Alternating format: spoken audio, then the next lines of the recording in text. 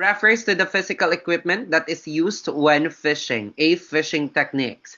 B, fishing methods. C, fishing tackle. D, fishing operation. Ayan. Ito ay lumabas sa board exam noong 2023.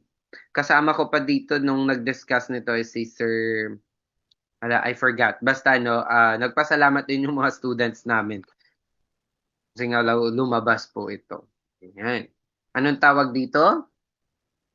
This is? Ayan, may mga nag-a-answer pa. Ayan, guys, don't be shy kapag nag-glitch yung ating session or delay yung ating session.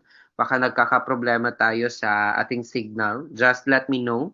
Okay? Ayan, but for question 186, most of you answered letter C. Tama ba kayo? Tama ba or ligwak?